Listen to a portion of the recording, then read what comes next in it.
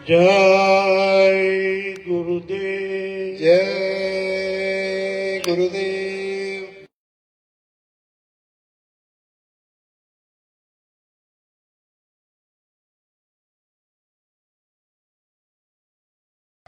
धन उसे रतन संभाल के। देव आए हैं नर तन को धार के, मिलता है नाम धन उसे रखना संभाल के। करते कोटि कोटि नमस्कार प्यार से, मिलता है नाम धन उसे रखना संभाल के। करते हैं कोटि कोटि नमस्कार प्यार से, मिलता है नाम उसे रखना संभाल के। समर्थ गुरु ने की दया जो नाम धन दिया, समर्थ गुरु ने की दया जो नाम धन दिया। सारे लगेगा पाप जो सुमिरन नहीं किया, भारी लगेगा पाप जो सुमिरन नहीं किया। दरबार में यमदूत जब पूछे के मार के, दरबार में यमदूत जो पूछेंगे मार के, मिलता है नाम धन उसे रखना संभाल के। गुरुदेव आज आए हैं नर तन को धार के, मिलता है नाम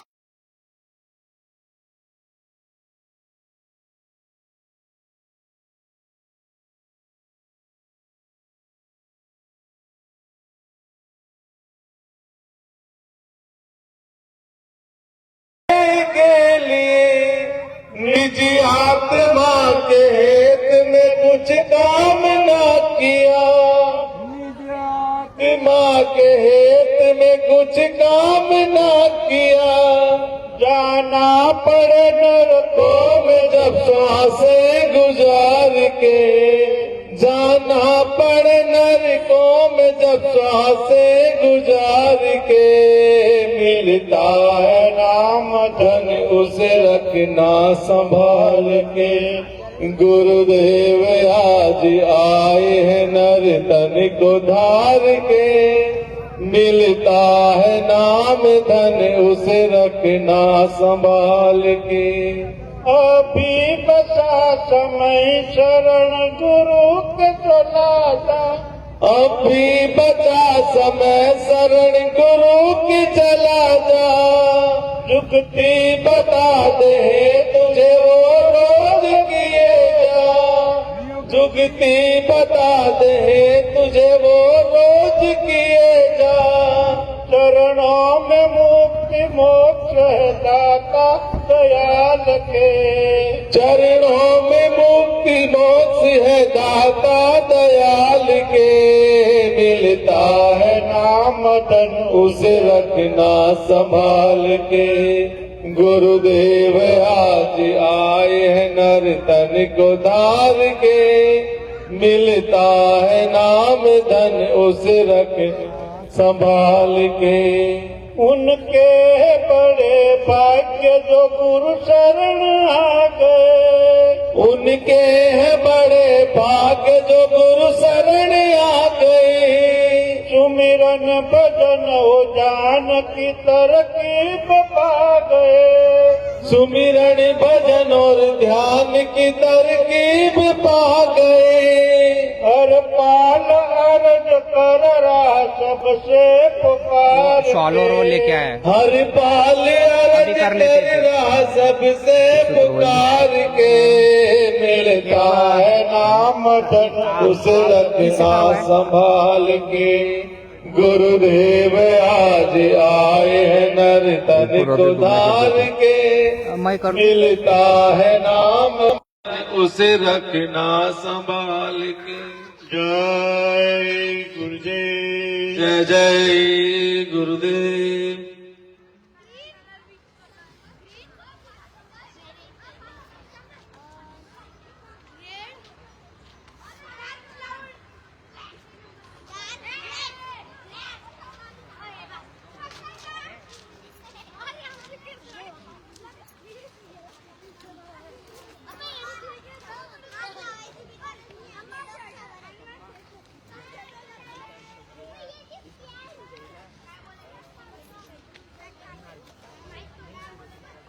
माता जी का जोरदार तालियों के साथ स्वागत करेंगे।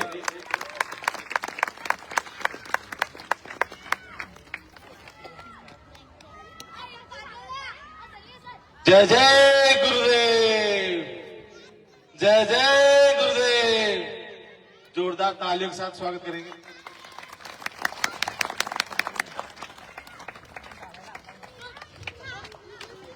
जय जय गुरुदेव, जय गुरुदेव। नाम किसका? प्रभु का प्यारा पवित्र नाम, मालिक का जगाया हुआ नाम। जय जय गुरुदेव। विश्व में शांति कौन लाएंगे? आने वाली दुख तकलीफों से कौन बचाएंगे?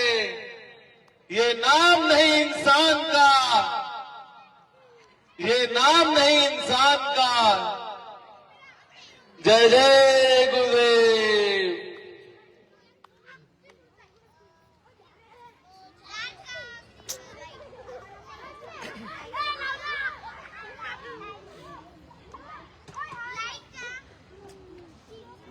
जय गुरुदेव। सभी जोरदार तालियां बजाएंगे एक बार स्वागत में। जय जय गुरुदेव, जय जय गुरुदेव।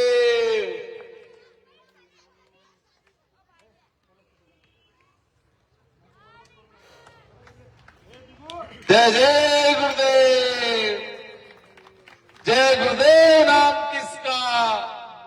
प्रभु का प्यारा पवित्र नाम। आप सभी प्रेमी जो इधर साइड पे खड़े हैं, कृपया करके सामने आके अपना अपना स्थान ग्रहण कर लें, विलंब ना करें। उचित समय में सत्संग प्रारंभ होने जा रहा है। सभी प्रेमी मालिक के आशीष वचन बड़े ध्यानपूर्वक सुने और विलंब ना हो, इस वजह से अपने अपने मोबाइल फोन साइलेंट मोड पे कर लें।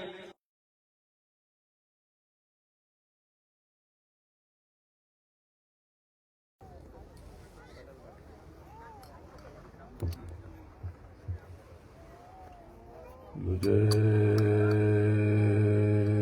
गुरुदेव, जय जय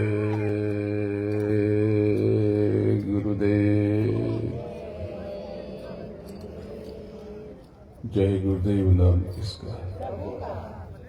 जय गुरुदेव नाम किसका? परम पूज्य गुरु महाराज के पावन चरणों में बारंबार नमन करता हूं। यहाँ उपस्थित इस पूज्य मठ की पूज्यनीय माता जी को प्रणाम करता हूं और यहाँ पर मठ पर आसीन पीठाधीश्वर स्वामी ब्रह्मानंद जी को भी प्रणाम करता हूं और आप सबका अभिवादन करता हूं। पवित्र जीवात्मा, भुसावल की पुण्य भूमि पर आकर के बहुत अभिभूत हूं। ऐसे तो मैं बहुत गहरे से आप सबसे जुड़ा हूं। एक एक प्रेमियों के हृदय के तार मुझसे जुड़े हुए हैं, लेकिन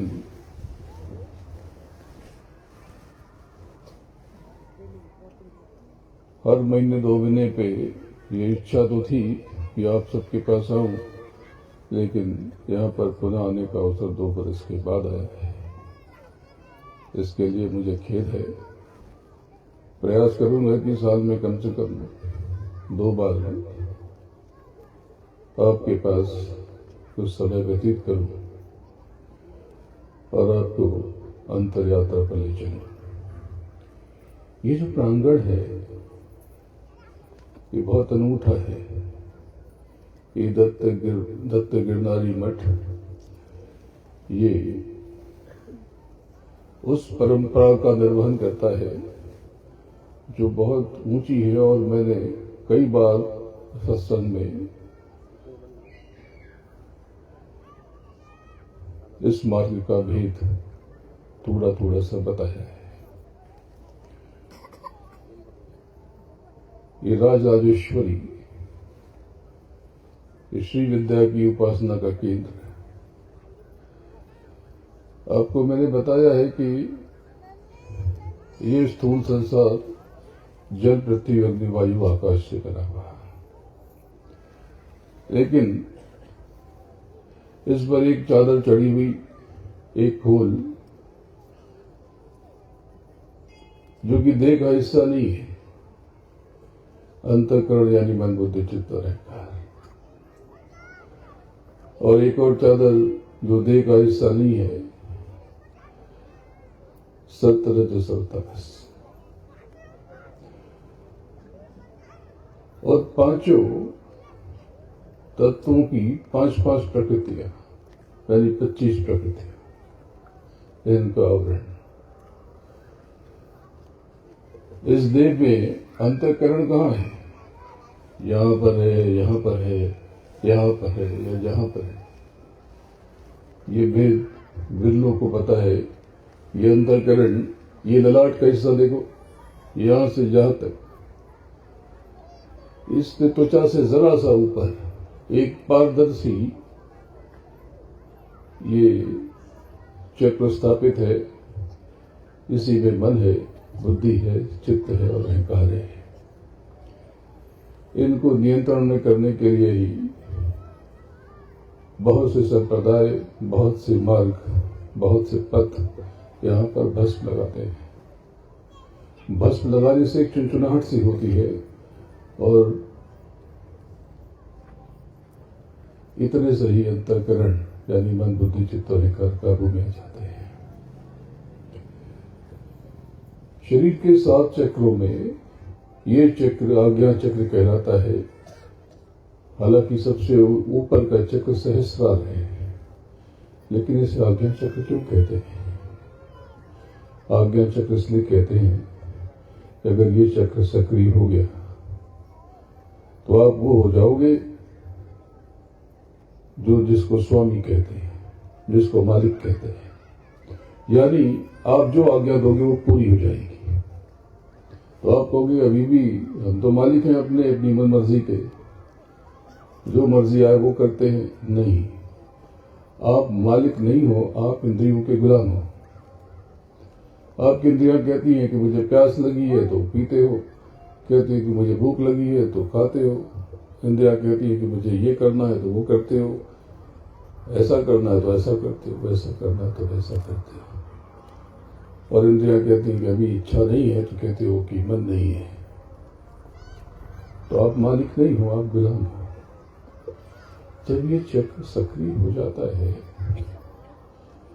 तब आप वो हो जाते हो कि जो आदेश दो वो पूरा हो जाएगा। अगर तब आप कहोगे कि सूरज तुम कल से पूरब से मत निकलना, उत्तर या दक्षिण या पश्चिम से निकलना, तो वैसा ही होगा। लेकिन जब आपका चक्र सक्रिय हो जाता है तो ऐसी फिजूल की बात में आप नहीं पड़ते, क्योंकि तब आपको बोध होने लगता है। जब ये चक्र सक्रिय होता है, ऐसे तो देह में जितने भी बाकी के चक्र हैं सबका अपना अपना महत्व है। मूलाधार चक्र के स्वामी, उन्हीं को महागणाधिपति कहते हैं। गण यानी इंद्रियां। आप सब भी गणपति का पूजन करके गणपति सदृश हो सकते हो अगर आपका अपनी इंद्रियों पर नियंत्रण हो जाए। इस स्थिति को गणपति होना कहते हैं। जैन धर्म में, जैनिज्म में इसी को जितेंद्र कहते हैं, जिसने अपनी इंद्रियों को जीत लिया। जब तक आपका अपने ऊपर नियंत्रण नहीं होगा, आप स्वयं को नहीं जीतोगे, आप हारे हुए हो, आप जगत में कुछ भी हासिल नहीं कर सकते हैं। अगर आप ये समझते हो कि ये भौतिक संसाधन हासिल करने से आपको सुख मिल जाएगा, आनंद आ जाएगा, तो ये असत्य है। अगर ऐसा होता तो जितने यहाँ पर धनी मानी हैं, ये सारे के सारे झूम रहे होते, नाच रहे होते, गा रहे होते और आनंद में लबरेज होते। मैं अभी 15 दिन पहले एक कार्यक्रम में था और वहाँ पर इस देश के जो आरंभ के 1, 2, 3, 4 उद्योगपति थे, वहाँ पर बहुत से बड़े बड़े लोग थे जिनका कारोबार बढ़ा है, व्यापार बढ़ा है। मैंने उनको बहुत तनाव में देखा, बहुत बेचैन देखा, उदास देखा। क्यों? अगर धन में आनंद था तो ये उदास क्यों है? क्योंकि धन में सुख है ही नहीं। सुख आपके भीतर है। आपको लगता है कि ये बेचैनी इसलिए है कि आपको ये हासिल नहीं हुआ, ये पद नहीं मिला, ये सम्मान नहीं मिला, इससे शादी नहीं हुई, या आपको ये प्रतिष्ठा नहीं मिली, ये आदर नहीं मिला, ये मकान छोटा मिला, कारोबार छोटा है, इसलिए आप बेचैन हो। ऐसा नहीं है। आप बेचैन इसलिए हो कि आप अपने प्रभु से, अपने सद्गुरु से, अपने मूल से टूट गए। आप अपने वजूद से जुदा हो गए। आपके भीतर ही वो ब्रह्मनाथ, वो महानाथ, जिसको शब्द कहते हैं, नाम कहते हैं, आकाशवाणी कहते हैं, आसमानी आवाज कहते हैं, ये आपके भीतर ही है। आप समझते हो कि मृत्यु के बाद आप भगवान के पास जाओगे। गुरु महाराज ने बताया कि ये बिल्कुल भी सत्य नहीं है, क्योंकि अगर प्रभु की प्राप्ति होगी तो जीते जी होगी। प्रभु का अर्थ पता चलेगा तो जीते जी पता चलेगा। अगर प्रभु का बोध होगा तो जीते जी होगा। मरने के बाद आप सिर्फ एक देह से निकाल करके कर्मानुसार आप आगे की स्थिति परिस्थिति में रवाना कर दिए जाओगे और 84 लाख योनियों में गिर जाओगे। अगर आपको प्रभु की प्राप्ति होनी है, परमात्मा मिलना है, तो जीते जी मिलेगा, और ये जीते जी ही मिलता है। शिव और शिवनेत्र ये कहाँ है? शिव बैकुंठ के छठे आसमान पर, लेकिन आपकी आत्मा की ताकत, शक्ति का नाम ही शिव। शिव आपके भीतर है। ये शिव नेत्र यही पर है जिसको आज्ञा चक्र कहा। तो ये जो श्री विद्या राजराजेश्वरी, ये देखिए महिमा में बताऊं,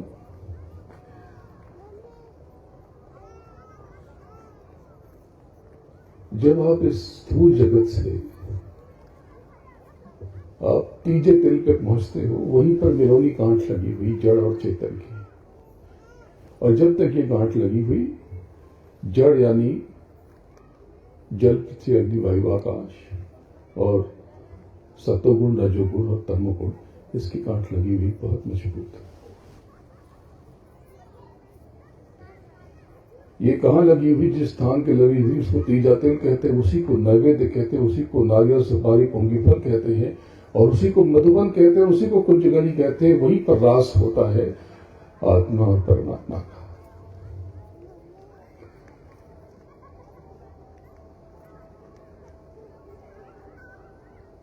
और इसी को गुरुद्वारा कहते हैं, इसी को चरण कमल कहते हैं, और इसी को पुंगी फल कहते हैं। जब आप यहां पर गुरु की दया और मेहर लेकर के जब बिरौनी गांठ खोल के आगे बढ़ते हो इस जगत के परे, तो रिद्धियां सिद्धियां आपके बीच में आती हैं। और जब आप उनसे आगे निकल जाते हो तो एक बड़ा अदृश्य पर्दा है, उस पर्दे के बाहर नहीं जा पाते, उसको वज्र किवाड़ कहते हैं। वज्र किवाड़ के बाहर का जो जगत है वो अनूठा है। स्थूल जगत यही तीजे तिल पर छूट गया। इसके ऊपर जो जगत है वो सृष्टि, लिंग सृष्टि है। ऊपर झंझरी द्वीप का बहुत विलक्षण मैदान, 17 तत्वों का वो संसार, 10 इंद्रियां यानी 5 ज्ञानेन्द्रियां, 5 कर्मेंद्रियां, सत, रजस और तमस, और मन, बुद्धि, चित्त और अहंकार का। तो आगे आरंभ में बहुत सारे मंडल, बहुत सारे लोग, तो चंद्रमंडल, सूर्यमंडल, तारामंडल, छाया लोक और ऐसे करके ढेरों लोग। ऊपर स्वर्ग मंडल है। स्वर्ग कोई एक लोक नहीं है।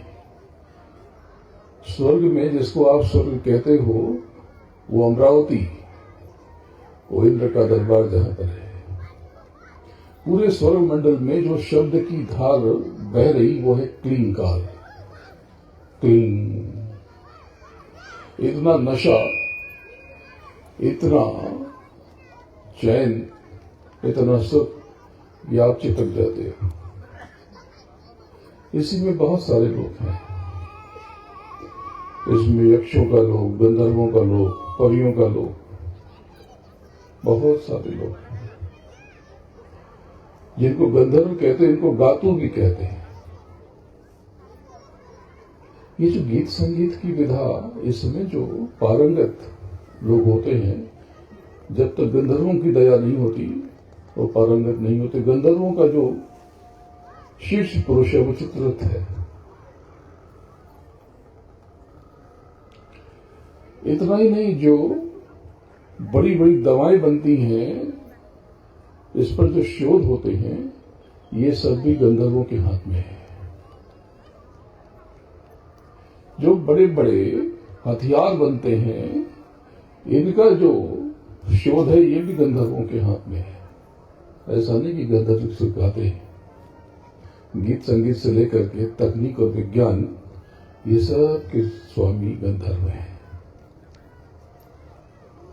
गंधर्वों के बहुत से प्रकार हैं, कभी विस्तार से बताऊंगा।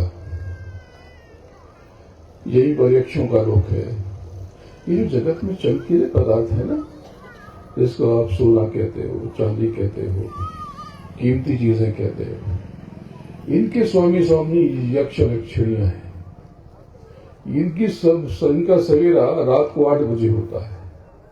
इसलिए अगर इनकी दया चाहिए तो रात को 8 बजे अपने स्थान को सुगंधित रखो। सुगंध क्या है? ये जो 17 तत्व की शक्तियां हैं, ये मंडल लोक, इनका भोजन सुगंध है। इसलिए आप हर धर्म में, हर मजहब में, हर रिलीजन में आप कहीं भी सुगंध जरूर पाओगे। सुगंध का बहुत महत्व है। कोई भी ऐसा धर्म नहीं है जहां इबादत या उपासना होती हो और वहां पे सुगंध न हो। मैं अपने हिंदू धर्म को रिलीजन और मजहब नहीं कहता, क्योंकि ये कुछ अलग है। मेरा रुख बहुत लचीला है, क्योंकि मैं इस सब पेड़ में नहीं पड़ता। लेकिन दरअसल ये हिंदू धर्म जिसको कहते हो, ये बहुत वैज्ञानिक है। उसमें बहुत विज्ञान है। तो अब ये विज्ञान की बात बताता हूं। जैसे इस पवित्र मठ में बैठा हूं,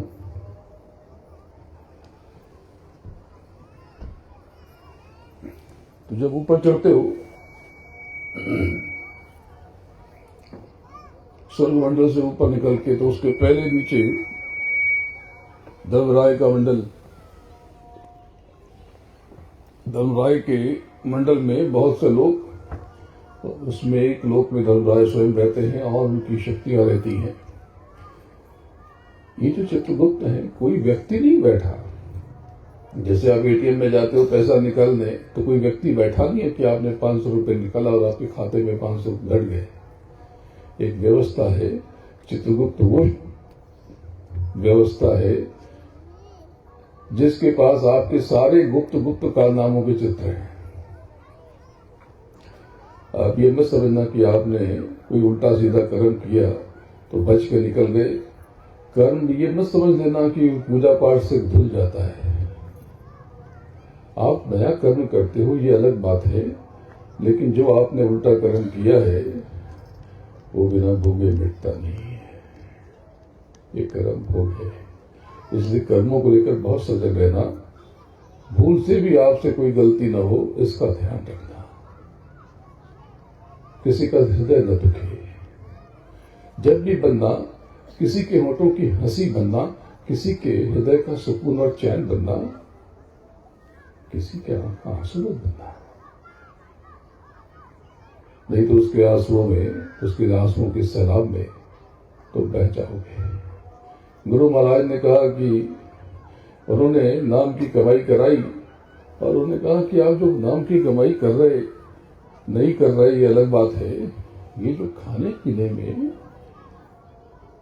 ये जो आप कर्म कर रहे हो 10 मिनट के स्वाद के लिए एक जीव को, एक जीवन चक्र को नष्ट कर रहे हो। आपको पता है कि आप क्या कर रहे हो? नहीं पता। ये वही बात हो गई कि कहीं पर गए आप किसी होटल में रहने के लिए, बोला कि आपको अभी कितना हुआ, आप कमरा ले लो, कार्ड दे दो, हम माइनस कर देंगे। बोले कितना? बोले हिसाब से लगा लेंगे। और जब सुबह सो के उठे और निकलने लगे तो मालूम पड़ा कि 200 करोड़ रुपए आपके खाते में से कट गए। अगर आपको पता होता इतने पैसे लग जाएंगे तो आप फुटपाथ पर सो जाते, कम से कम उस कमरे में न रहते। तो ये जो 15 मिनट के स्वाद के लिए आप हिंसा करते हो, आपको पता है कि इसका फल क्या है? इतने फल हैं या आप हैरान रह जाओगे, कांप जाओगे। ये 15 मिनट के स्वाद के लिए, उसके बाद सौंफ खाया, मुखवास खाया, सब स्वाद गायब हो गया। आइसक्रीम खाई, सब स्वाद गायब हो गया। एक जीवन चक्र को आपने नष्ट किया है। जब तक आपका जीवन चक्र लाखों बार, अनंतों बार नष्ट नहीं होगा, उस एक बार किसी के कत्ल की भरपाई नहीं होगी। और वो जो भयभीत हुआ, तड़पा, जब कोई मर रहा होता है तो वो दुआएं तो नहीं देगा, श्राप दिया होगा, रो रहा होगा, चीखा होगा, थर्राया होगा, कांपा होगा। ये सब कपकपाहट, ये सारे आंसू आपके जीवन में सैलाब बन करके आएंगे और आगे के जीवन को बहा ले जाएंगे। इससे अच्छा अगर आपको ये पता होता तो भूखे रह जाते, कोई हिंसा न करते। आपको पता नहीं है। और स्वाद भी किसका? मसालों का। मसालों का स्वाद। मांस में कोई स्वाद तो होता नहीं है। कच्चा खा के दिखाओ, उल्टी कर दो। तो ये सब सारे कारनामे जो आप कर रहे हो चित्रगुप्त के पास लिखे जा रहे हैं। तो यहाँ पे बहुत सारे लोग यक्ष, रक्ष, सिद्ध, चारण, नाग, किन्नर, भुजंग, योगिनी, रैरव, भैरव, बहुत सारे मंडल। ऊपर वैकुंठ का चतुर्थ भुवन, चौथा भुवन, वहां पर ब्रह्मा अपनी अर्धचेतना सावित्री के साथ बैठे हुए और उनके लोक में आंग की ध्वनि नाद गूंज रहा है। उसके ऊपर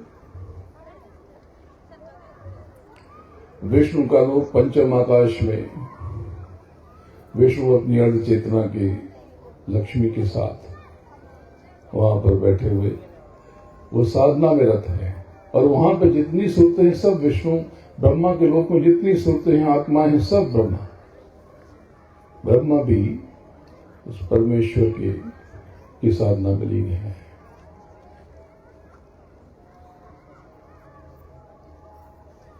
और विष्णु के लोक में एक बहुत बड़ा प्रकाश पुंज, ये धरती और आकाश से बहुत बड़ा प्रकाश पुंज घूम रहा है। ये चक्षु दर्शन है। ये हमेशा विष्णु के साथ रहता है। जब चाहे तो ये सूक्ष्म हो जाता है, जब चाहे तो उनके इशारे पर ये विराट और विशाल हो जाता है। इसके ऊपर यहां पर विष्णु के लोक में दो ध्वनियां हैं, हंग और रंग। सुनने में ये रिंकार सा लगता है, पर ये रिंकार नहीं है, ये हंग और रंग। ये जो मंत्रों में नाम जप में जो हर हर आता है ना, जो हर हर महादेव, तो ये हर हर ये विष्णु के रूप की ध्वनि और महादेव वो छठे आकाश के स्वामी। वो छठा आकाश वहां पर शंकर विराजमान है। चौथा, पंचम और षष्ठ, इन तीनों देवों में इसीलिए वो सबसे ऊपर है, इसलिए वो महादेव कहलाते हैं, महेश कहलाते हैं। तो ब्रह्मा की पूजा नहीं होती, केवल विष्णु और शंकर की पूजा होती है। तो ये हर हर और वो महादेव, ये हर हर और बम बम। ये जो हर हर है जो वैभव, ये हर हर से पैदा होता है। इसी से मंत्र बने हरि ओम, हरे राम, हरे कृष्ण, हर हर हरे हरे।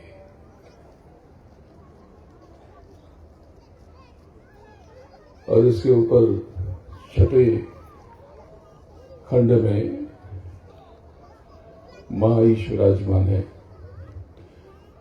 शंकर कहते हैं शन आकार।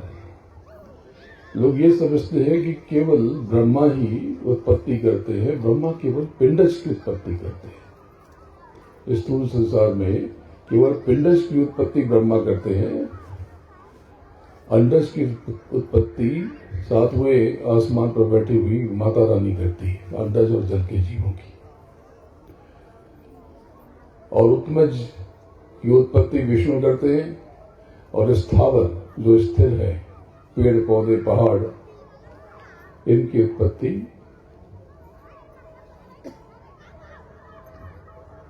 महादेव करते हैं।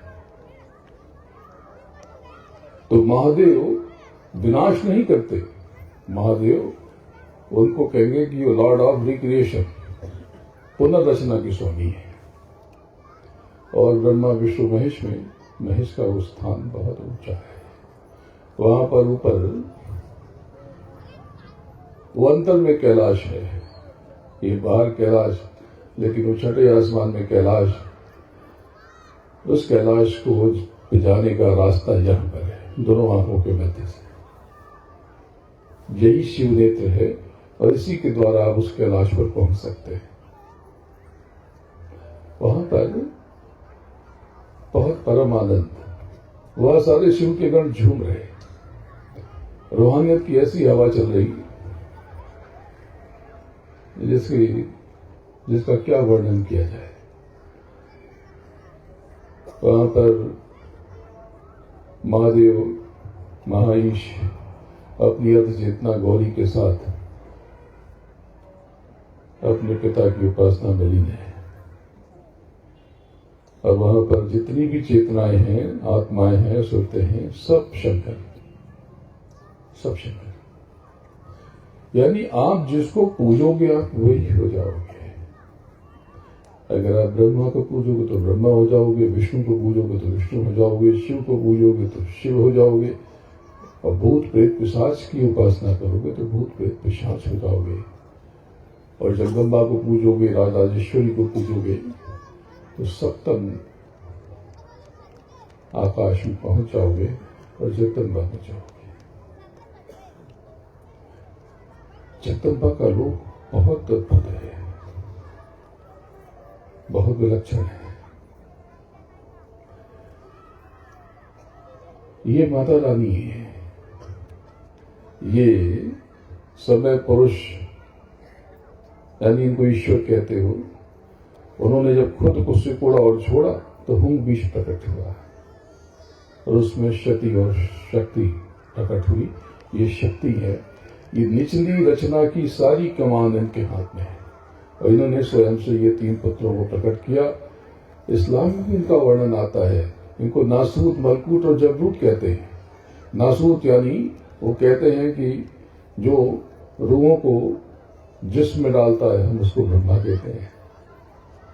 तो कहते हैं मलकूत जो सब देखभाल करता है, हम उसको विष्णु कहते हैं। और जो जबरूत यानी जो रूहों को जिस्म से निकालता है, वो ये कहते हैं, तो हम तो उसको शंकर कहते हैं। भाषा अलग है, नाम अलग है, भेद, दीवार उठाना आसान है, भेद मिटाना कठिन है। तो वर्णन तो उनमें भी है, माने न माने। अगर उन्होंने अपना धर्म ग्रंथ ठीक से पढ़ा हो तो उसी में से निकाल के बता रहा हूं। और उसमें जगदम्बा को बहुत कहते हैं, बहुत नहीं, बहुत। वो कहते हैं 7वें आसमान पर बहुत बैठी।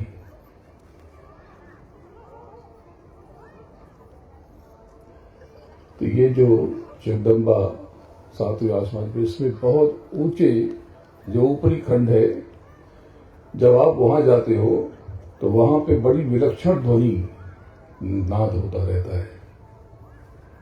रोंगटे खड़े हो जाए, कांप जाओगे।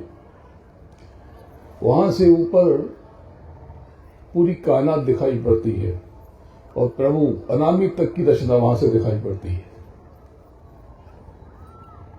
नामी और अनामी, अनामी यानी अव्यक्त सत्ता और नामी यानी व्यक्त सत्ता। लोग बेवजह उलझे हैं निराकार और साकार ब्रह्म में। अरे वो ब्रह्म तो निराकार था, लेकिन उसने स्वयं को साकार किया। वो ब्रह्म तो निराकार था और उसने स्वयं को साकार किया। और उसके ऊपर मंडल में नाद गूंज रहा हर क्षण। और जब वो ध्वनि सुनोगे तो बड़ी विलक्षण, और सुनते ही आपके भीतर एक अंतर में बड़ा परिवर्तन सा महसूस होता है। वो ध्वनि है कैल रिंग, हल रिंग, सकल रिंग।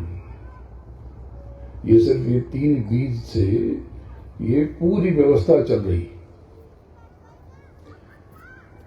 अगर आपको जानने में रुचि हो तो मैं तो पूरा विज्ञान बता दूं, इससे रस रसायन बता दूं, तमाम धातुओं से सुर बनाने की पद्धति बता दी। ऋग्वेद में इसका वर्णन है। जो सारे सूक्त हैं और विशेष रूप से 16 सूक्त, वो सब फार्मूला है।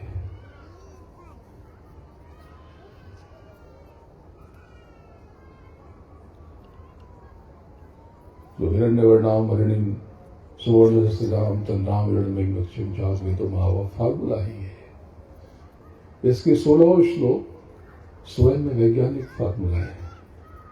अलग अलग धातुओं से ये स्वर्ण बनाने की तकनीक है।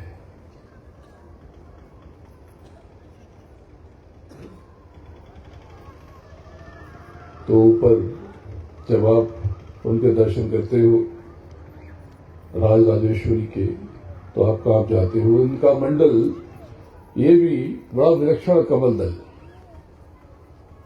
बहुत विलक्षण, सैकड़ों दल है इसमें। और इस दल के नीचे 64 लोग घूम रहे। 64 लोग, जैसे कि चंद्रमा सूरज की परिक्रमा कर रहा, चंद्रमा धरती की परिक्रमा कर रहा, और धरती और सारे ग्रह सूरज की परिक्रमा कर रहे। सूरज भी किसी की परिक्रमा कर रहा और वो सूरज भी किसी की परिक्रमा कर रहा, और उसकी वो जो चमक रहा, वो जो शक्ति है, वो भी किसी की परिक्रमा कर रही। तो इसी प्रकार से 64 योगिनियां जगदम्बा के लोक की राज राजेश्वरी की परिक्रमा कर रही।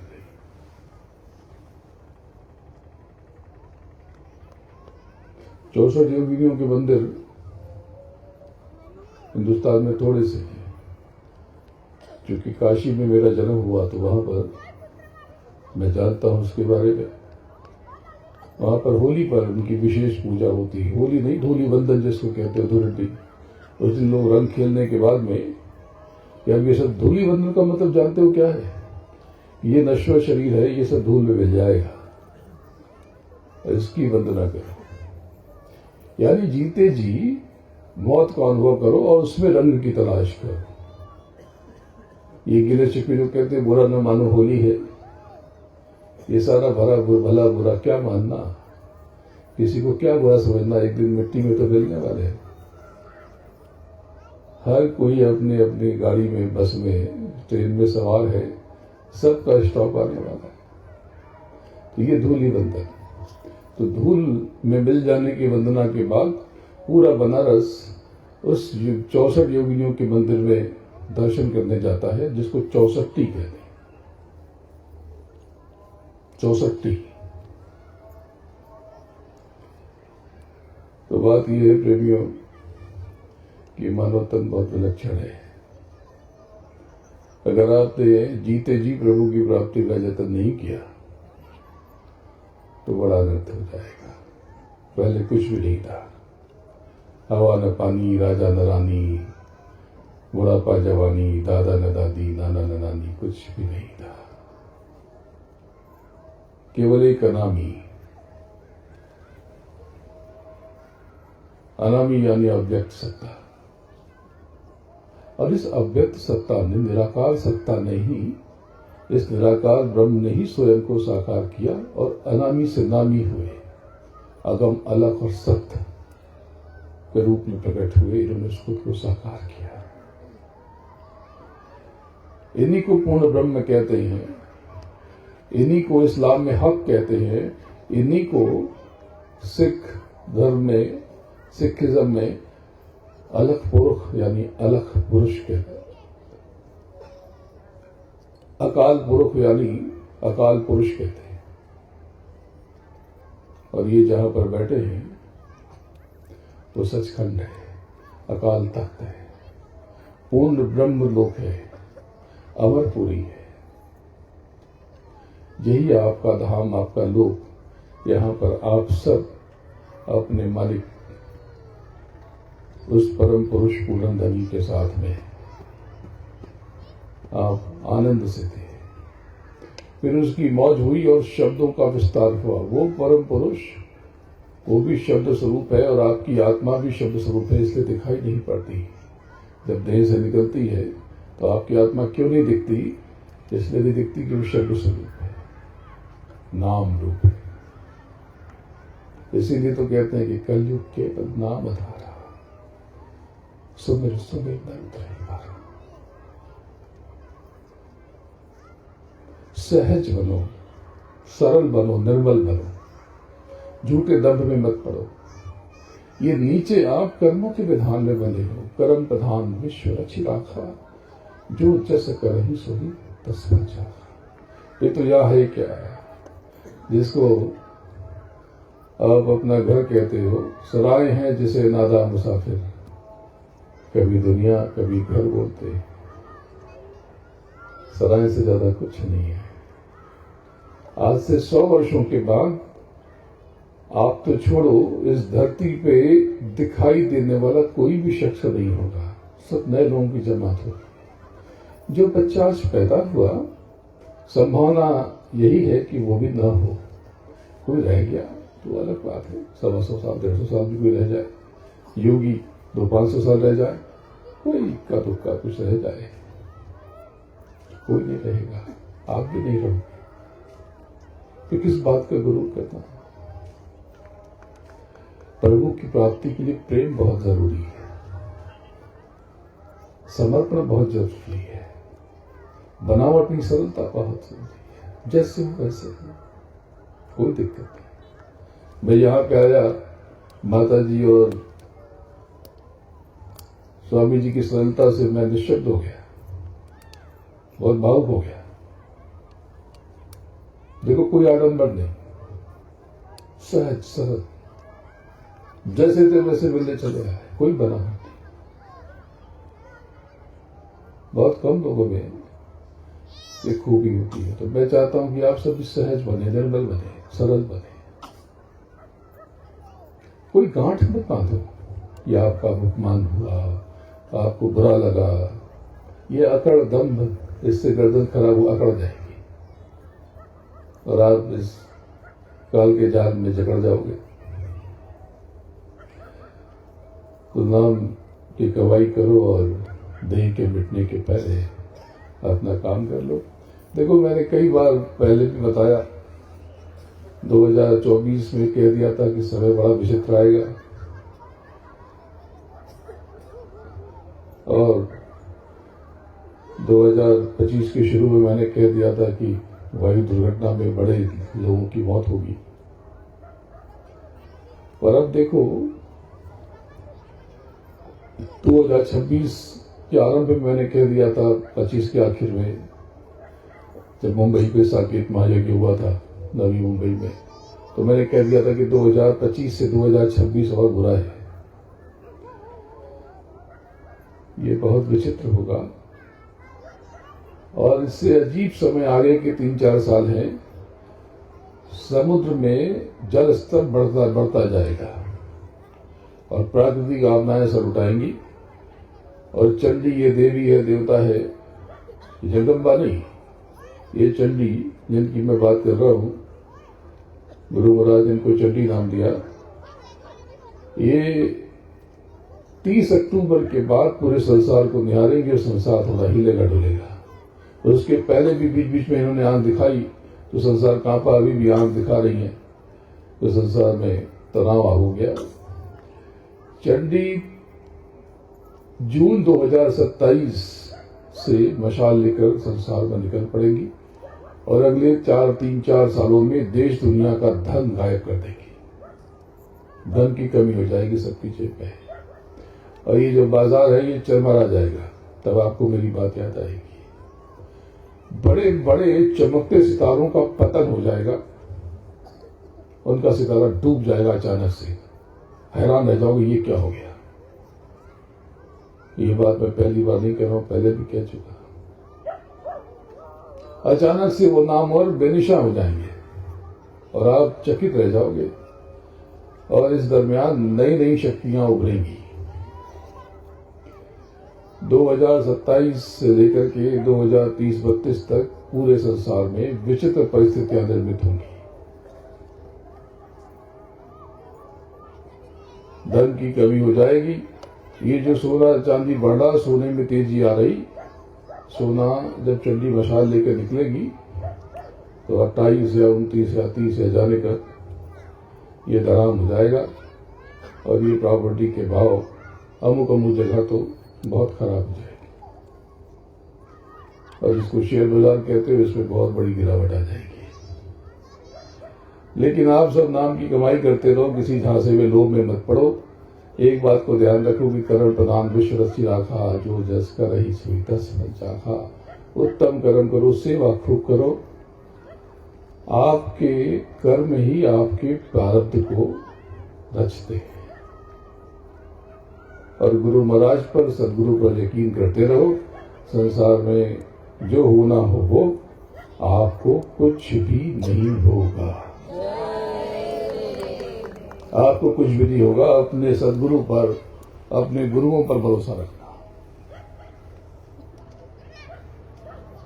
अपने सदगुरु पर यकीन रखो, गुरु पर विश्वास रखो। आपका बाल भी बांका नहीं होगा। अब ऐसा नहीं कि जीवन में बड़ा आनंद रहेगा, संसार में आग लगेगी, कर्म का भोग तो आएगा, झटका लगेगा, लेकिन तलवार का सुई होकर गुजर जाएगा। जैसे बुलेट प्रूफ गाड़ी होती है, गोली चलती है, बम प्रूफ गाड़ी पे बम तो झटका तो लगेगा, खटखट आवाज तो आएगी, लेकिन वो आर पार नहीं होगा। बस इसी प्रकार से जो आपके कर्म है वो तो आके खड़े होंगे, लेकिन आपके ऊपर बहुत कम असर होगा। देखो, वह योग के 8 अंग कहे गए। यम यानी संयम, नियम यानी अनुशासन, आसन यानी उठना बैठना, उसका सलीका तरीका यानी देह को ठीक ठाक रखना, प्राणवायु को कैसे लिया जाए तो प्राणायाम। लेकिन इसके ऊपर 2 चीजें, इस पर ध्यान रखना, प्रत्याहार और धारणा। इसके ऊपर ध्यान भजन फिर से नहीं। प्रत्याहार यानी जगत से सब कुछ खींच करके एक बिंदु पर लगा देना। तो आप काम करो, व्यापार करो, कोई एक काम करो तो सफल होगे, 100 काम करोगे तो असफल हो जाओगे, क्योंकि आपने चिंदी सब जगह इन्वेस्ट कर दिया। आपने 10 व्यापार किया, 10 पे ध्यान बढ़ गया तो कोई काम अच्छा नहीं होगा। अगर नाम की कमाई कर रहे हो तो बस केवल नाम में ही ध्यान हो। आप थक क्यों जाते हो? दफ्तर में जाते हो, दुकान में जाते हो, कहते हो आज बहुत थक गए। क्यों? क्योंकि जब आप दफ्तर में होते हो तो आपका ध्यान कहीं और होता है, तो थकान हो जाती है। जब खेलते हो तो ताजगी क्यों आ जाती है? जब खेलते हो तो खेलना ही पड़ता है, तो थक करके भी आप अच्छा महसूस करते हो। जब तैरते हो, तैरने के बाद में एकदम अच्छा ताजगी आ जाती है, फ्रेशनेस। क्यों? क्योंकि जब आप तैर रहे होते तो सब तैर ही रहते हो, कुछ सोचते नहीं, लेकिन सोचोगे तो थक जाओगे, रुक जाओगे। इसलिए ध्यान का अर्थ है देखना, लेकिन ध्यान का एक और अर्थ है जब जहां पर हो वहीं पर रहना। तो प्रत्याहार आपको जो चाहिए, बच्चों को पढ़ाई करनी है तो जगत के हर झमेले से खुद को खींचो और एक बिंदु पे झोंक दो। मंत्रों की सिद्धि करनी है, हर जगह से खींचो और एक बिंदु पर झोंक दो। नाम की कमाई करनी है, जगत में रहो लेकिन कीचड़ में कमल की तरह पूरी शक्ति उस नाम में झोंक दो। देखो प्रेमियों, एक बात ध्यान रखना, आप अपना काम करो, मालिक अपना काम कर रहा है। एक बात गांठ बांधो, इस संसार में आपके साथ, इस संसार में आप अकेले नहीं हैं। आपके साथ आपका गुरु, आपका सतगुरु सदा है, हमेशा आपके साथ है। तो ये दुखनाशक काफिले का ये आज 4था दिन, और कल सुबह सुबह ये काफिला रवाना हो जाएगा दूसरे पड़ाव की तरफ, करीब यहाँ से 550 किलोमीटर दूर वरुण, नागपुर के नजदीक। संतों की बड़ी अच्छी खेती होती है वहां पर। तो कल संध्या का कार्यक्रम यहीं पर है और परसों अमरावती में है। तो प्रेमियों, मैं गुरु नहीं हूं, मैं तो अपने सदगुरु के चरणों की रज हूं, धूल हूं और आपका सेवक हूं। लेकिन मैं क्या हूं ये जरूरी नहीं है। आप बहुत बड़ी शक्ति हो, ताकत हो, अगर आपको अपना एहसास हो जाए, आप खजाने हो, ऐसे खजाने जिसकी चाबी खो गई है। अगर आपका अकाउंट नंबर खो जाए या उसका पासवर्ड भूल जाओ तो फिर आप लेन देन नहीं कर पाते ना। बस इसी प्रकार से आप सब में, आप सबके भीतर यहाँ पर प्रभु बैठा है, आपका स्वामी बैठा है, राधा स्वामी, आपका राम बैठा है, सिया राम। ये सिया और राधा क्या है? वो सुरतें जो अपने स्वामी का स्मरण करती हैं, अपने सदगुरु का चिंतन करती हैं, मनन करती हैं, उसकी तरफ बढ़ते रहना चाहती हैं, वो सुरतें राधा हो जाती है। और वहां पे बैठा है ऊपर, अपने स्वामी को निहारती है और कहती है राधा स्वामी, राधे कृष्ण। जो सुरतें ऊपर अपने पिया की तरफ बढ़ती हैं, अपने प्रभु की तरफ अग्रसर होती हैं, और जो 10 द्वार के ऊपर 11 द्वार और 12 द्वार यानी पिया पद, वहां पहुंचती वो सिया हो जाती है। अपने राम को निहारती और कहती है सिया राम, सिया राम। प्रेमियों, सब कुछ आपके भीतर है। किसी से घृणा मत करना, झूठे लोभ में मत फंसना। जो आपके प्रारब्ध में है वो कोई छीन नहीं सकता, और जो नहीं है वो कोई दे नहीं सकता। एक बार मेरे एक प्रेमी है, आप लोग नाम जानते हैं उनका, बहुत बड़े भजन गायक है, भजन सम्राट है, नाम नहीं ले रहा उनका, आपको तो पता ही है। उन्होंने मुझे कथा सुनाई थी, कथा बहुत अच्छी लगी, इसलिए उनका नाम लेके ही सुना था। उन्होंने बताया कि एक बार राधा जी ने श्री कृष्ण से पूछा कि प्रभु मैं आप में कहाँ कहाँ हूं। बोले राधे छोड़ो ना, क्या बात करती हो। कथा सांकेतिक है, समझाने के लिए बनाई जाती है कथाएं। उसके अर्थ को नहीं, मूल भाव को समझो। तो प्रभु मैं आप में कहाँ कहाँ हूं। बोले राधे तुम छोड़ो ना, कैसी बात करती है। तो बोले कि नहीं बताइए। तो उन्होंने कहा राधे तुम मेरे नैनों में हो, तुम मेरे ललाट पर हो, तुम मेरे मयूर पंख में हो, मेरे अधरों पे हो, मेरे कंठ में हो, मेरे हृदय में हो, मेरी चेतना में हो, मेरे रोम रोम में हो, मेरे अंग वस्त्र में हो, मेरे गौवन में हो, मेरे माखन में हो, मेरी कुछ गलियों में हो, मेरे मधुबन में हो, हर जगह हो। तो राधा रानी खुश हो गई। फिर उन्होंने विराम लिया। फिर किशोरी जी बोली कि प्रभु मैं आप में कहाँ नहीं हूं। तो श्री कृष्ण ने कहा कि मैं इसका उत्तर नहीं दूंगा। बोले नहीं, आपको देना पड़ेगा, आपको बताना पड़ेगा कि मैं आप में कहाँ नहीं हूं।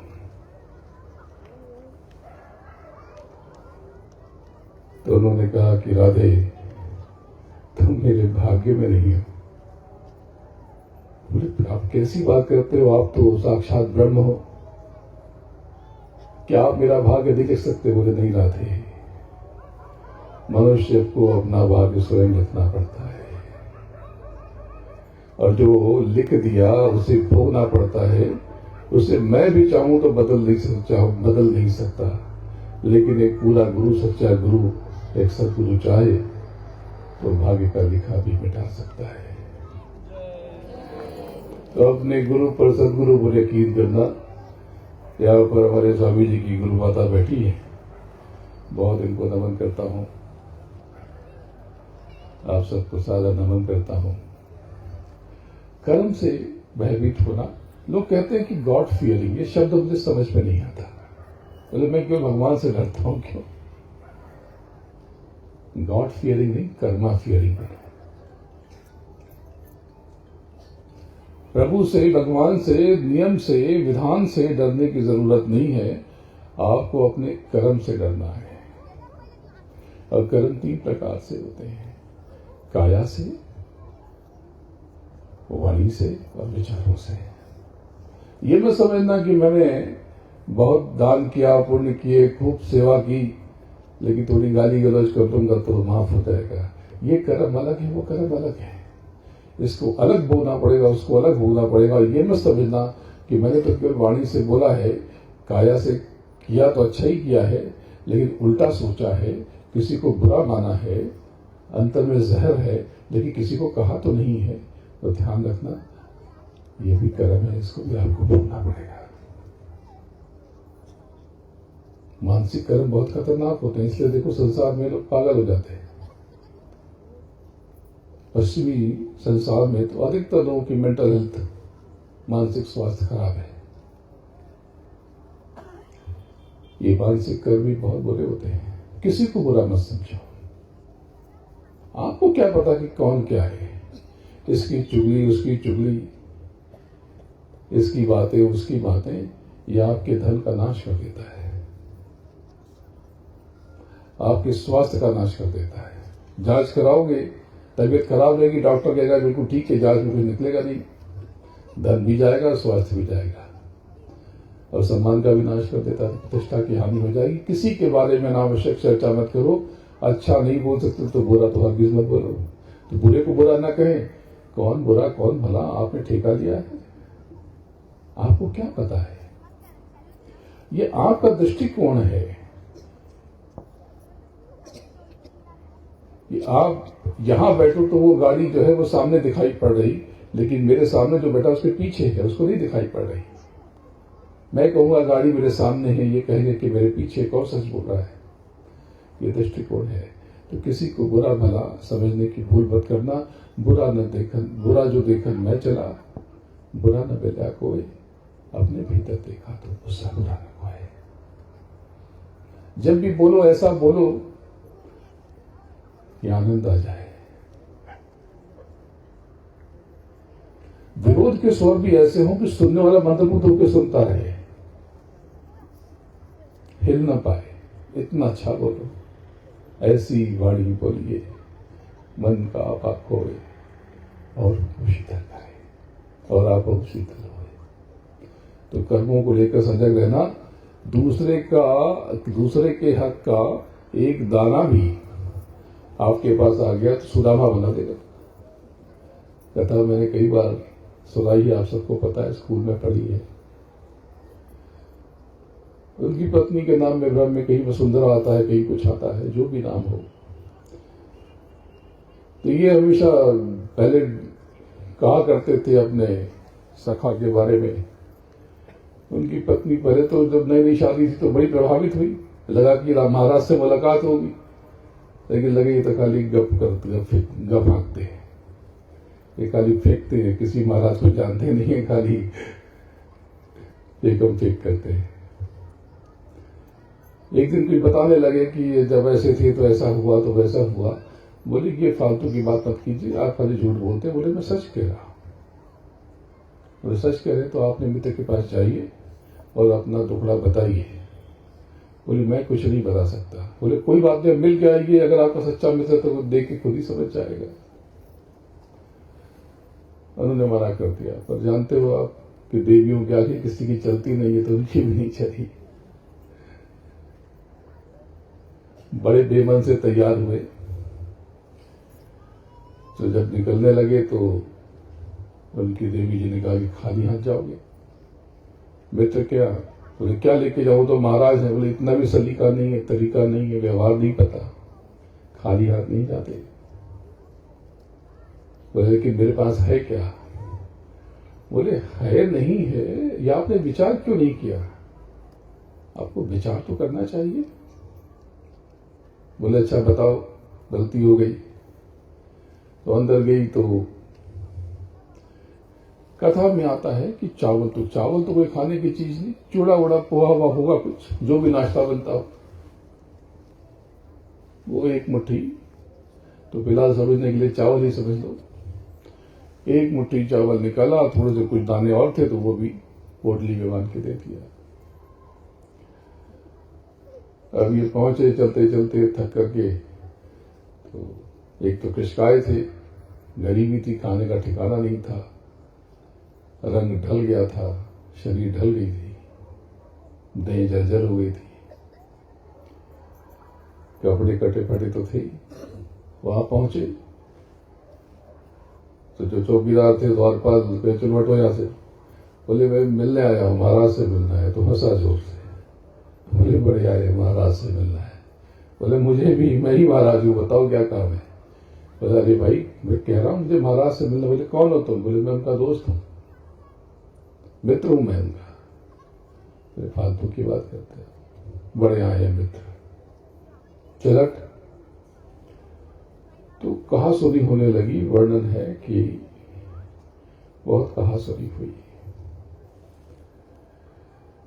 और जोट उसे कहने लगे, कह रहे जाके कहो तो महाराज से कि उनका मित्र सुदामा आया है। वो मुझे पंडित कहते थे। बोले जाओ को बोल दो कि पंडित आया है, सुदामा आया है। कौन सुनेगा, कौन कहेगा? मजाक उड़ा रहे थे, हंस रहे थे और ये चिल्ला रहे थे। ऊपर महाराज बैठे हुए थे भोजन करने के लिए। स्वर्ण के बर्तन, 56 भोग, पत्नियां बस भोजन परोस रही थी। और जैसे ही महाराज का हाथ उलाया, आसन पर बैठे।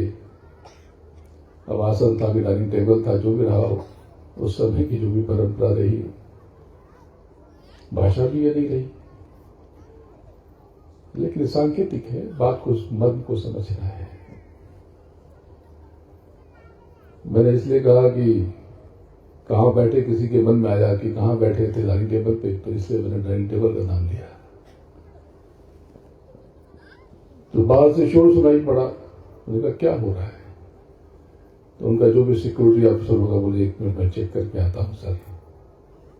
गया, देखा, बोले कुछ नहीं, कोई पागल है, चीख पुकार कर रहा है। कहता है, बोले अच्छा क्या कह रहा है?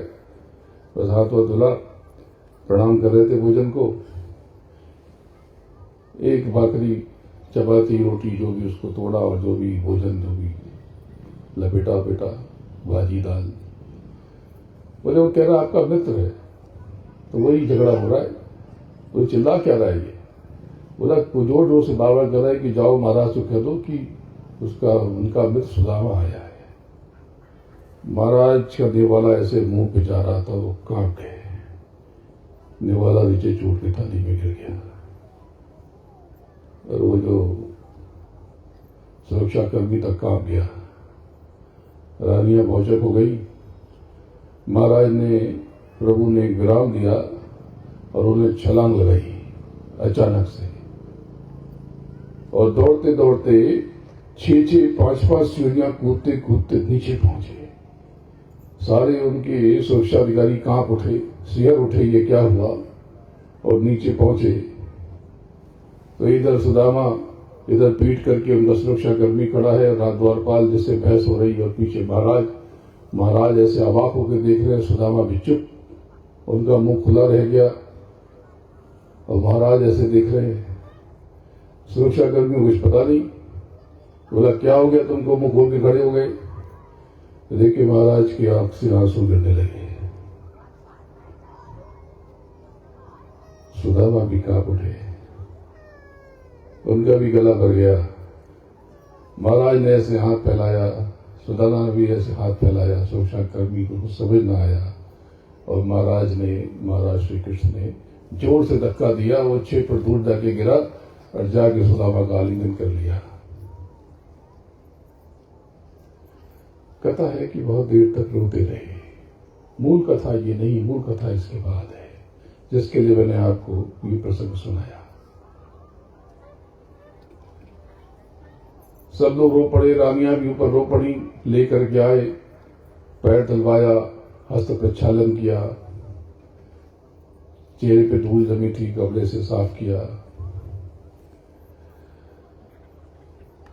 मुंडन बाल तो बड़े हुए थे, सहलाया, चुटिया भी खींची हुई जो एक मित्र करता है।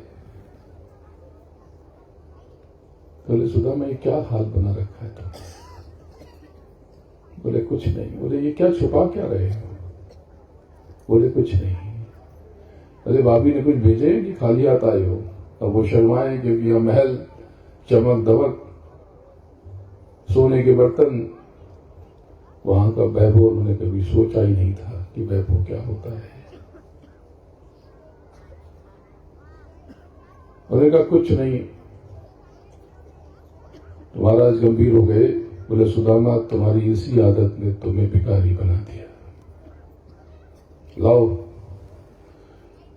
और उन्हें जबरदस्ती पोटली खींची।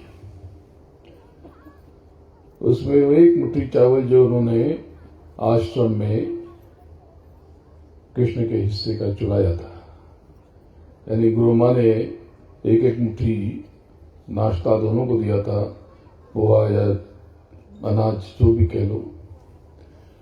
और ठंड लगी, ऊपर बारिश होने लगी और पेड़ पे, झाड़ पे चढ़ गए ऊपर, अपने हिस्से का खा गए।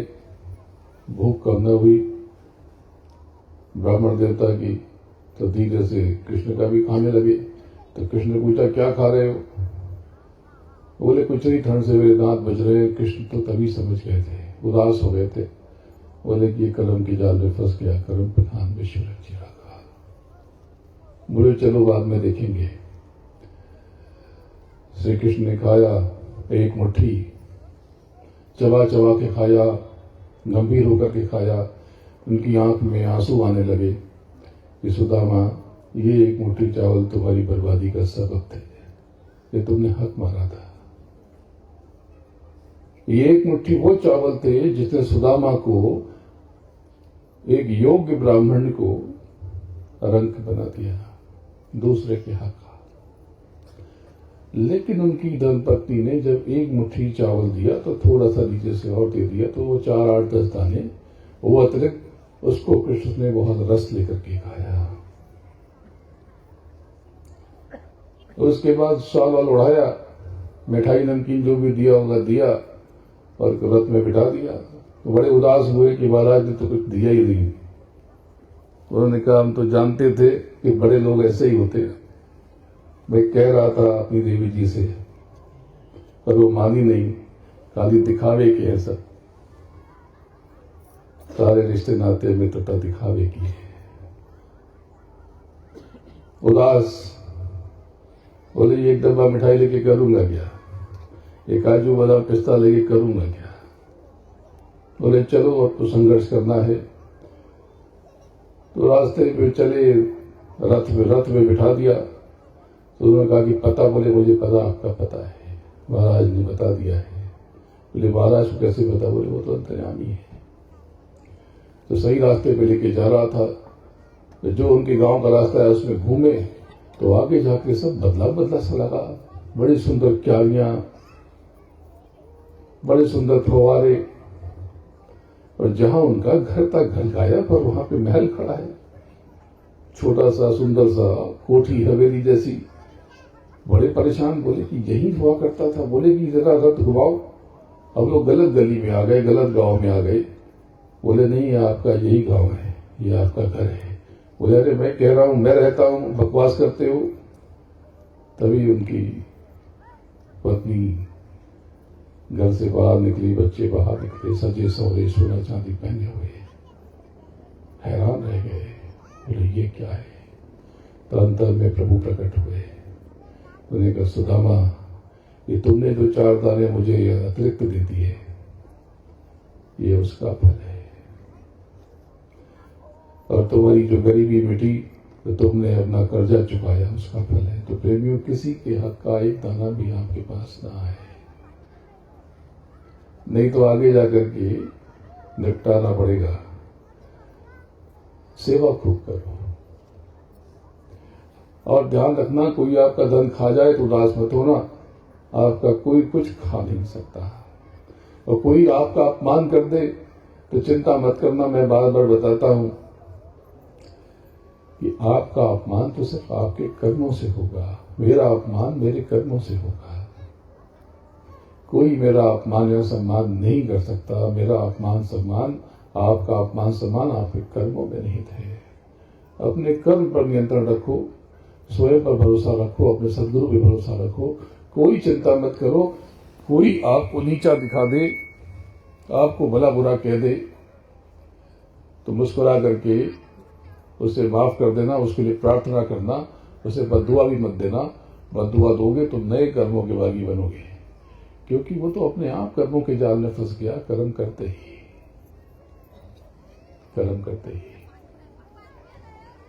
और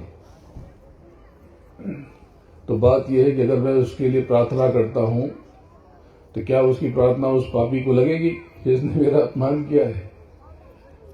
नहीं, वो तो अपने कर्मों को भोगेगा। तो मैं प्रार्थना क्यों करूं? आप जब उसके भले की प्रार्थना करोगे तो शुरुआत आपसे होगी, ये प्रार्थना आपके ऊपर लौट के आएगी। जब शांति पाठ पूजन में होता है, ओम दहु शांति ग्रंथ शांति, इससे अंतरिक्ष शांति, पृथ्वी शांत हो जाए, धरती आकाश शांत हो जाए, इसकी कामना क्या करना? इससे क्या होगा? नहीं। क्या इससे वो शांत हो जाएंगे? नहीं। क्या जगत में शांति हो जाएगी? नहीं। फिर जब आप जगत की शांति की, सृष्टि की शांति की, अंतरिक्ष की, आकाश की, वनस्पति की, औषधि की, हर चीज की शांति की कामना करेंगे, तो शांति की शुरुआत आपसे होगी। आपके जीवन में शांति पसर जाएगी, बिखर जाएगी। आपसे उल्टे कर्म हो गए और कोई पुण्य करके उसको ढक नहीं सकते। तो ये नियम यहाँ का अलग है। जैसे यहाँ का नियम तो ये है कि आपको मुझसे 1000 देने और मुझे आपको 500 देने हैं, तो 500 का हिसाब हुआ। वहां ऐसा नहीं होता, कर्मों के विधान में ऐसा नहीं होता। अगर ऐसा हुआ, सृष्टि रुक जाएगी, हिसाब किताब क्लियर, चलो खत्म। नहीं, ये जो आपने 1000 लिया है या दिया है, ये अलग इसको वापस करना पड़ेगा, इसको अलग भोगना है। और जो 500 दिया है, इसको अलग भोगना पड़ेगा। इसीलिए संसार में आप सुख भी भोगते हो, दुख भी भोगते हो। पुण्य करने से पाप कर्म नष्ट नहीं होता, बस उस कर्म को भोग लेना ही शांति से अच्छा है। तो कैसे भोग ले? तो बहुत तकलीफ की बात है, कुछ तो दया कर दो। देखो, कोई चीज तकलीफ कब देती, पीड़ा कब देती है? जब आपकी बर्दाश्त शक्ति से बाहर हो जाती है। आपकी ताकत उठाने की है 5 किलो और आप 20 किलो उठाओगे तो बहुत पीड़ा होगी। यानी आपकी कमाई है 50,000 रुपए और आपके ऊपर कर्जा है 55,000 रुपए का, तो ये बहुत पीड़ा है। 55 क्या 45 हो तो भी पीड़ा है। तो क्या करें? बैंक को कोसोगे कि बैंक मेरा कर्जा माफ कर दो, तो ऐसा नहीं होगा। तो क्या करो?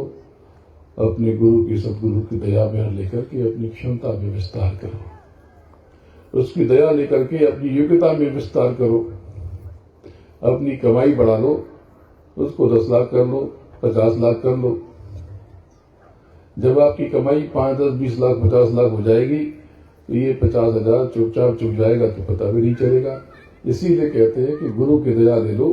गुरु की दया में, गुरु की दया बहुत विशाल है। आप मांगोगे तो अपनी हैसियत से मांगोगे ना, लेकिन जब गुरु देता है तो अपनी हैसियत से देता है। इसलिए कभी गुरु से अपनी सीमाएं मत देना, उनको सीमाओं में मत बांधना। गुरु से केवल दया मांगना, कृपा मांगना, मेहर मांगना। अपनी मर्जी मत थोपना कि मैं चाहता हूं कि जल्दी से मेरे बेटे की शादी हो जाए, न जाने कब होगी, 35 साल का हो गया, ऐसे ही कहते हो ना।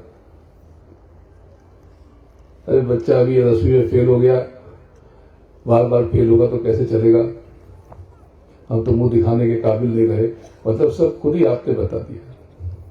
और बच्चे को क्या करना ये भी आप ही तय कर लेते। और आप वो हो जिसके खुद के 200 फैसले गलत हो चुके।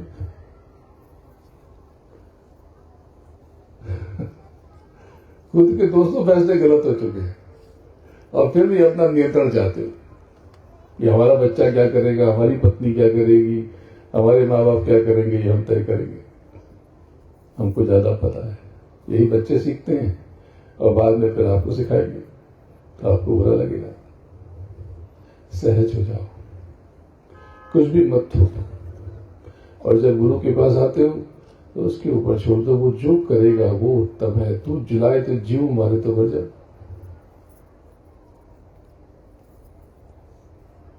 जब तक आप अर्पण समर्पण नहीं करोगे, बात बनेगी नहीं। हजाम के आगे उसके हाथ में तलवार भी है, चाकू, वहां पे आप खुद को अर्पित कर देते हो। आप एक सवाल नहीं करते। वो चाहे तो गर्दन काट दे 1 सेकंड में, राम नाम सत्य, खेल खत्म।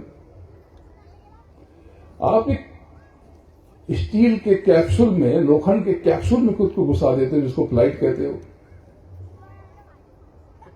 पता नहीं ऊपर नीचे आएगी कि नहीं आएगी। एक आदमी 2 आदमी के भरोसे चल रही है, कहीं लुढ़क गई तो ऊपर ही निपट गए तो। पर यहां पे प्रश्न नहीं उठता, आप छोड़ देते हो। क्यों? विश्वास से। विश्वास में बहुत बड़ी ताकत होती है। एक अंधा व्यक्ति ट्रेन में भीख मांग रहा था, तो लोगों ने पूछा, चेक किया कि तुम आए पटरी पे कैसे, ट्रेन में आए कैसे, तुमको दिखाई नहीं पड़ता, देखा सच में, चेक किया और एकदम अंधा है। तो उसने राज की बात बताई। बोला कि मैं जब आता हूं तो किसी न किसी आंख वाले को अपना हाथ दे देता और वो मुझे पहुंचा देता है। बोले लेकिन तुमको न पहुंचाए तब? बोली मेरा काम है अपना हाथ देना, आंख वाले की मर्जी मुझे पहुंचाए या मुझे बीच में छोड़।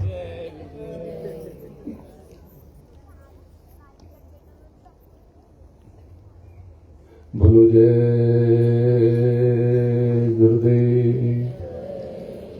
देखो प्रेमियों, अगले साकेत महायज्ञ की तिथि की घोषणा हो गई परसों शेरपुर में। इस बरस का साकेत महायज्ञ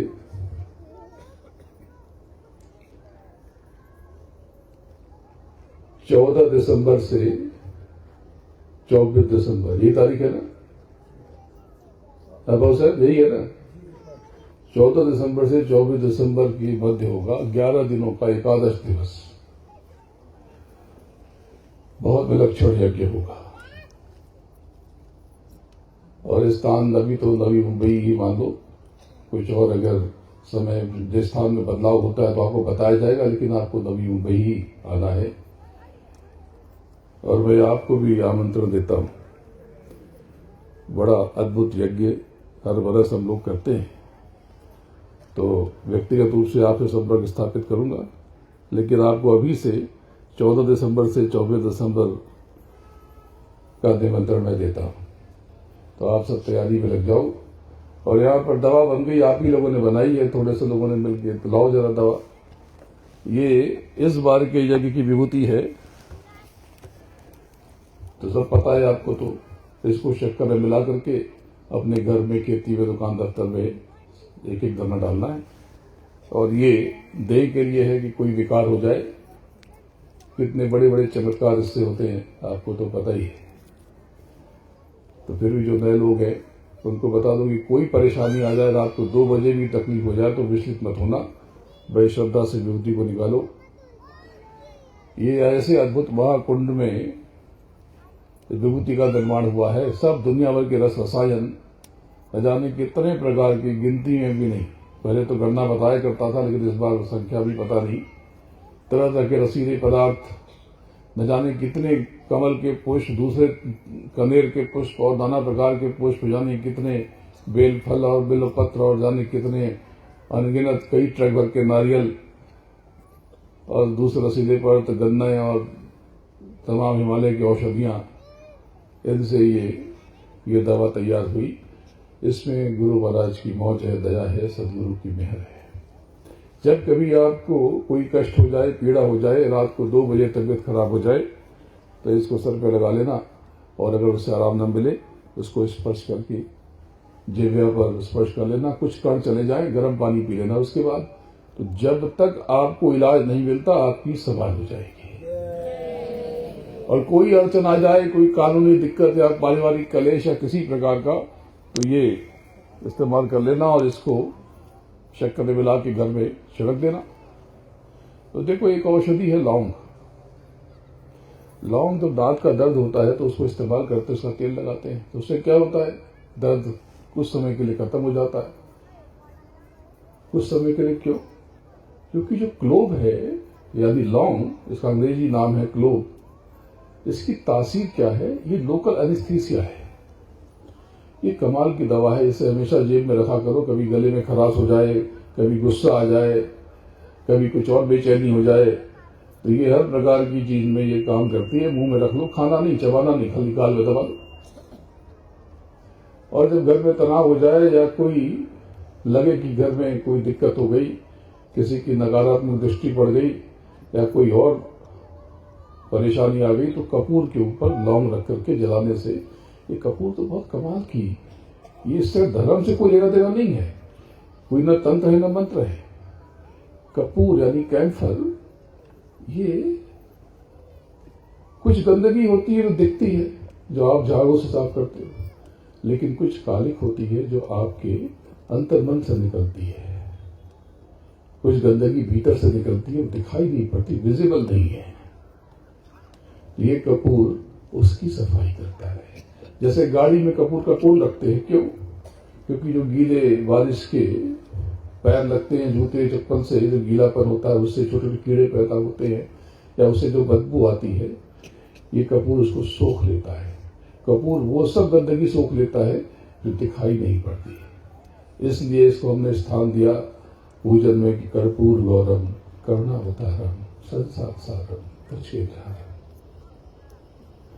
तो जब कभी कोई ऐसी दिक्कत आए तो घर में कपूर से आरती कर लेना, पूरे घर में दिखा देना, और उस पर 3 या 5 या 7 लौंग रख कर जला देना। तो क्या होगा, ये जो तनाव है, क्रोध में चिल्ला रहे हो, घर में माहौल खराब हो गया, कलेश हो गया, तो ये दिमाग की नशों को शांत कर देगा। क्योंकि उस समय उसको कपूर, अरे उस समय लौंग खिलाओगे तो खाएगा नहीं और चिल्लाएगा। तो इससे अच्छा है कि चुपचाप आरती करके पूरे घर में दिखा देना, तो थोड़ा शांति हो जाएगी। और जितना घर में प्रेम हो अच्छा है, क्योंकि जहां सुमति वहां संपत्ति लाना,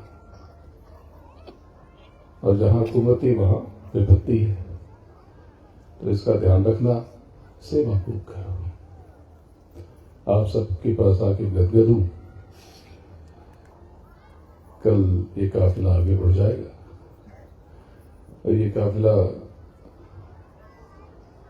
11 की रात या 12 को वापस लौट जाएगा। लेकिन अयोध्या का कार्यक्रम है, तो यहाँ से तो काफी लोग आ रहे हैं। 3 दिनों का कार्यक्रम है, मैं लगभग 4 दिन रहूंगा। मैं 21 को ही पहुंच जाऊंगा। 21, 22, 23 और 24 अयोध्या धाम से बहुत नजदीक ये स्थान है जहां पर एक कार्यक्रम रखा गया है। तो जो आने की इच्छा रखते हो और टिकट नहीं मिल रहा तो चले आना। हर बार की तरह गाड़ी में बैठने की व्यवस्था हो जाएगी। बोलो जय गुरुदेव, जय जय गुरुदेव। जय गुरुदेव नाम किसका, जय गुरुदेव नाम किसका। गुरु महाराज के चरणों में नमन करता हूँ। माता जी और स्वामी जी को और आप सबको प्रणाम करता हूँ, और आप सबका अभिवादन करता हूँ। प्रणाम। जय गुरुदेव, जय जय गुरुदेव।